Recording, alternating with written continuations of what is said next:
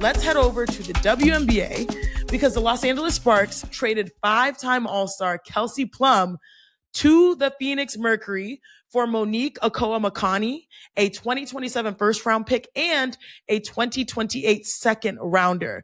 Now, for some context as we break this down, whenever a player who is on an expiring deal maybe hints that they will likely not re-sign, the front office is going to go to work because they have to go and get value, especially when there's a hypersensitivity to situations like this, considering that the Los Angeles Sparks have seen Candace Parker, they've seen Chelsea Gray, they've seen Big Sis Nneka Ogwumike walk away due to free agency. So there was an urgency to get a deal done. Now, I don't know if we had Phoenix on our bingo card. There were a lot of teams that were rumored out there, but now the Los Angeles Sparks have 2 lottery picks in the 2027 draft that potentially includes Juju Watkins, Hannah Hidalgo, and Madison Booker. And on the other side, the Phoenix Mercury now have a core that knows each other pretty well from the U.S. Olympics, from the Olympic roster, and Alyssa Thomas, Kahleah Copper, and Kelsey Plum. It's also important to note that Kendra Andrews reported that Kelsey Plum still will experience free agency after this season. So there's a lot to weigh. Ramona, I know you've been following this trade very, very closely. What more insight do you have to why the Sparks did what they did and also what this signals for the franchise moving forward? It's not just that she was going to resign, that she wasn't going to resign. Okay. She's 31. She'll be 32. I think this was just a recognition on everybody's side that probably the group they had this year was just not good enough. I mean, I just watched a game between Indiana and Minnesota today, and those two teams, whoo! Yeah, haymakers. Wow. Remember when people thought Minnesota lost a lot in free agency? Oh, wow, they lost a lot. They lost a lot of their depth. Jess Shepard, Amanda Smith, yeah. But did we know Olivia Miles was going to be this good? Did we know? I didn't. I thought she'd be pretty good, but wow. So if you're the Sparks and you look around at what's right in front of you, they were 2-9 when Kelsey was out with her lower leg injury, right? She missed the last 11 games. They went 2-9. They kind of are not going to make the playoffs most likely. It's a real disappointment after the offseason they had. I know, getting Nneka back was kind of a signal hey, we think we can do something this year. We think, you're not going to just bring Nneka back if you're going to be a rebuilding team, right? And I think this is a disappointment. Some of this is injury fueled. Some of this, I think, is a recognition that they want to play like Ray Burrell. They want to play Cameron Brink more. They want to play some of their young players and see what they really have. But number one, with a bullet, I want to go back to what the actual trade is. They got a 2027 first round pick. There's just more shot at getting Juju. This is Juju Watkins. If she comes out now, there's a big if, right? I think she's going to come out, but let's just see what happens when we play the season, right? There's the new rule, 5 and 5, 5 for 5, something like that. There's this new rule that I think a lot of people are going to take advantage of, where you can stay in college an extra year. I think Juju comes out, but it might depend on who has the pick. It looks like it's going to be Connecticut/Houston because it's 2-year weighted. Okay. But let's just see how the lottery balls fall because Phoenix right now is on the outside looking in. Let's break down why they might be on the outside looking in because they're 6 games back of making the playoffs. You make a trade to get Kelsey Plum, who is phenomenal when she was playing number 2 in scoring at 26 points per game. She was up there.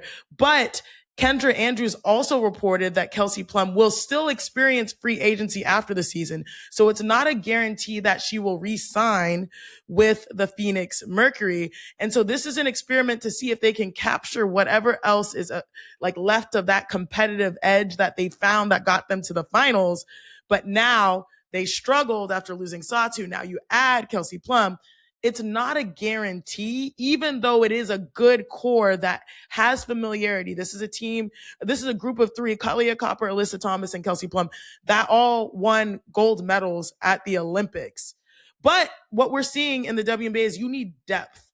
You need either some super heroic type of player that can carry you through like we've seen the last few years with Asia Wilson winning championships, or you need depth. 3 is not necessarily enough. to sustain. Like, you have to have a balanced roster. And so that's why I think people might look and be like, oh, Plum, this is fantastic. But then it's like, hold on, it's reported that this may not be a sure bet like we're just re-racking the roster next year. I think this is Phoenix recognizing they've got to do something to keep Alyssa Thomas happy. Okay. This is a hell of a player, and you got to get her some help. Leading the league in assists. And this is a team that was right there last year. Like you lose Satu, but that shouldn't be the reason that you've fallen this far off. And I think it's a recognition. Plus, I actually think Plum is a draw for some of the other free agents that are out there. I do think there's a pretty good chance that she would resign in Phoenix. But again, why not experience free agency? Everybody went through that whole CBA, all of that to get to this point. Nafisa Collier is going to be a free agent. Kelsey Plum is going to be a free agent. There's a lot of player movement. There wasn't that much player movement this year, but there's going to be a lot next year. And everybody's lining up. I don't think Nafisa Collier goes anywhere based off of how good Minnesota is, but let's see how the playoffs go. What if they lose in the first round? And I think, on the other side, I know we focus on Phoenix, because everyone's sort of trying to understand how both teams sort of have settled after this trade. Los Angeles, I think it's important to note that this is a time of transition. A lot of personnel in the front office, are changing. Ownership is a lot of new faces involved, new facility, which I've seen the deck for. It just feels like this is maybe 3 years too late, 2 years too late to sort of keep some of the talent that they had happy. But now, because of it, now they're starting back at, from square one, despite having to still play the rest of the season. They were committed to the tank. They were committed to the rebuild in the tank. And then they kind of lost their nerve for it, and they decided they wanted to be good again. And I don't know if that's because the new facility's opening up or just ownership started getting more involved, because I would describe this from the Sparks. Like, I've covered them for years. You played for them, obviously. I think within the last 2-3 years, there has been a recognition of how good the WNBA is as a league and how much they want to be involved. And it's kind of sad to me it took this long, right? The Mark Walter and the Guggenheim Group and Walter Sports Group, they've owned the team for a long time. They kept the Sparks from moving up to the Bay Area way back when, which is kind of an interesting sliding doors moment now when we look at the Valkyries. But that's where the Sparks were going to go when Mark Walter stepped in to buy them, to keep them in LA, to keep LA with the team. And they bought them, but they didn't really invest in them. That's why all those players left. There was a sort, and not just invest in a training facility or anything, but in terms of hiring, in terms of staffing up, like people in the teams in the W, they're being run with real precision now. Like, you're getting professionals in there who, this is what they do. This isn't like a job where you were a coach and now you're a GM and you played and now you transition to like, people are in front offices and they work their way up the same way they do in the NBA. Like, you're getting real quality in terms of executives and coaching and staffing all throughout the league now. And the Sparks have been late to the game. Exactly. And that's why I was saying the 3-year curve could have maybe kept someone like potentially a Rickea Jackson in LA. If they understood the vision, they understood the investment that's happening that we're seeing right now. But I think that's what I was alluding to, with like a lot of changing faces, a lot of people with new, how do you say this? Like, a lot of people with new passion and fervor to actually not only build a team that can be good, but also build a business that reflects the standards of Los Angeles. We've seen with the Dodgers, we've seen with the Lakers.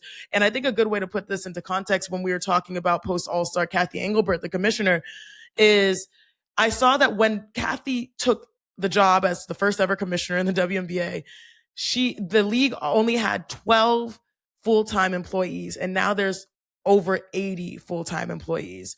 And so if this was a couple years ago, 6 or 7 years ago, happening at the highest level, which is supposed to spearhead and lead and be the face, it's been a learning curve for the teams to sort of build that infrastructure themselves. And it seems like right now, as someone who's been very privy to the goings-ons, like that infrastructure is being built in LA, and it feels like they're kind of embracing that rebuild, remodel, let's do this from the ground up. And that is what the Kelsey Plum trade represents. But I will say this, It's a little chicken and the egg. Did the Sparks wake up and say, we want to trade Kelsey Plum? Or did they decide to trade Kelsey Plum because Kelsey Plum was not happy in LA and let it be known she wasn't going to stay? I would say the latter. I would say they were probably fine continuing to build around her if she would have been happy. But Chennai, when a player's not happy, right? Like you know it in the training room, you know it on the bench, you know it just how they are, what they're saying to people. Like it was not a secret. And I think at the age she is, 31, right? Like that's right at the back end of your prime. Like you got a couple more cracks at this, and this is a player who's won championships before, who's, been there with Vegas and had wanted, she re-signed with LA believing in this vision, but it clearly wasn't coming together this year for the Sparks. Yeah, there are a number of teams that have star players that, especially in this very unique time where there's short deals and there's a lot of money, that they believed in the vision of a franchise, and it may not be on the timeline that they want, and it might just be the situation. But best of luck to both sides. Both Phoenix and LA got lots of work to do up the standings, but at least maybe we can see a little bit more of their identities. Phoenix trying to still compete quickly, and LA now trying to embrace the future and maybe get a little lucky in the lottery.